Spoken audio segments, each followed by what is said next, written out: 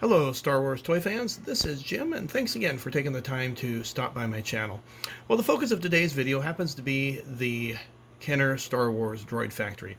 This was not seen in the movie, but it was a wonderful accessory for kids to create their own types of droids and to just have some fun playing with Star Wars stuff. You could even create your own R2-D2.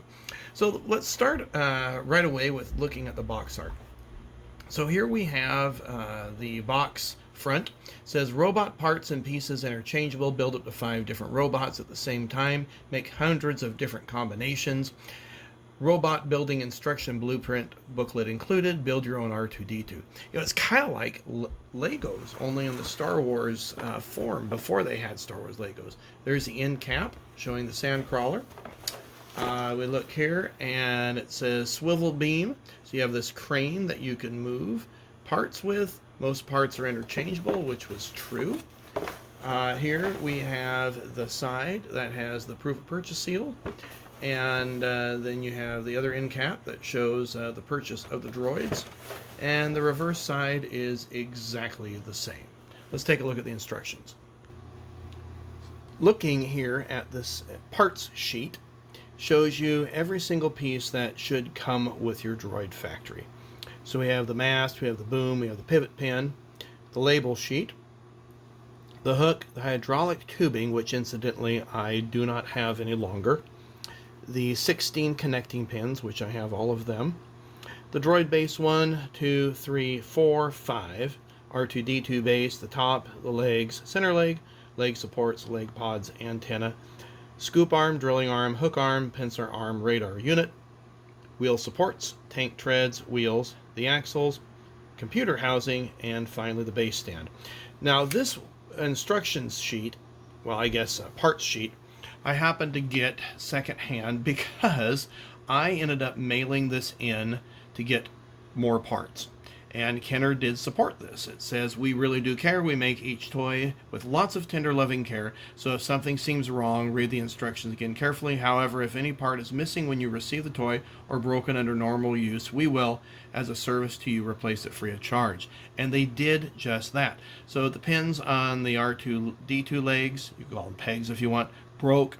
I mailed them in along with this part sheet, and they sent me a whole bunch of extra parts, and so that's why I don't have this from my original set. But this one turns out to be really nice. Now here happens to be the blueprint maker, and this is my childhood instruction sheet here, and you can see where it shows you how to put the boom together, and then the two halves for the parts, how to put the pins in, to be very careful doing that, mind you, if you're going to do this. The hydraulic lines, which I, as told you, I no longer have. And then it shows you can make the mechanical droid, R2-D2, tracto droid, quad pod droid, the roll arc droid, or you can make the monster droid, putting all of the parts together. And it's just a real cool little booklet for kids to have, and then it shows you where all the pieces should go for storage. Now, since this is going back into the box, because I don't really have proper display storage, all I have is box storage, I'm not going to hook up the crane, but you can see how this looks like so, and then that snaps right into there. I don't want to break those tabs. I mean, if I had a permanent display placed, I would set that up for you, but you can get an idea that it's sorry about that, it just sets up there, swivels, and then the crane can go in and out like so. If you watched any of my videos, you know that I marked all of my parts in red, and you can probably see many red tipped pegs there.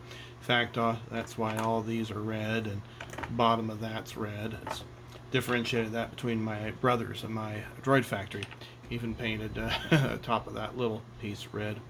But it didn't take long to assemble this all together. I played with this so much that I still remember exactly where everything went.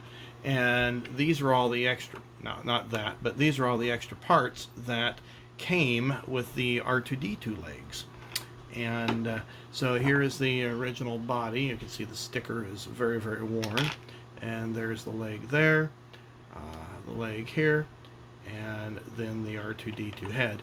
And incidentally, I ended up repainting that when I was a kid, and just the way it is. So there's the peg for that. And then this one, of course, included a third leg, which you didn't get with the action figure. And so there we have our R2-D2. Now, of course, you have a bunch of other parts that you can assemble together as per the instructions. So here are the wheel, and you have these axles that just basically go into that, and you can slip that in like so, and then take your additional pegs like this, and so let's say that you're going to attach like so. Okay, take 2 pegs, and then you can either put it into this thing right here, and then have a kind of a military type vehicle, I guess. I can't come up with the right term. I was thinking tracks, but that would be more like a tank. But you do have tracks if you want to have tracks with that. And then it has all sorts of different arms, a drilling arm, and then a scooping arm, and so forth.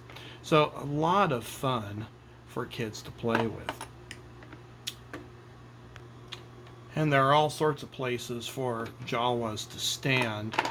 You can put one there, and you can put one up here where the crane would be. There are 3 pegs right there. You can put your vinyl cape Jawa there. Incidentally, these are not original Kenner vinyl cape. They are stand solo. And then there's a spot over here where you can put a peg there, or where you can put a figure because there's a peg. And then there's also a place for a little sticker in that area, so you can set them up there. You can also suspend a character from the crane. So for instance, you want to put your R2-D2 and hang him like so, then you can move him around like this. And of course it's got a lot of play, so it doesn't stay up very well, but you get the idea. Well, I hope you enjoyed this video. Please give it a thumbs up if you did. Subscribe to the channel if you have not done so already, and we'll see you on another Star Wars video. This is an addendum to the Droid Factory video that you just watched. And the reason for this is that as I was putting my Droid Factory back in the box, it dawned on me that there are 2 different types of bases. I didn't realize that.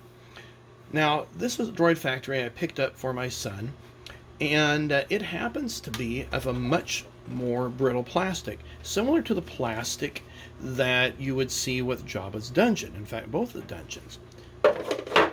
The one that came with my childhood set is a much softer plastic, similar to that of the Imperial attack base.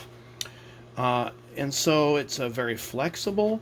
You can see even that it's entirely different color.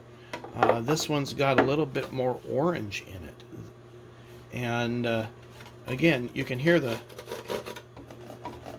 difference.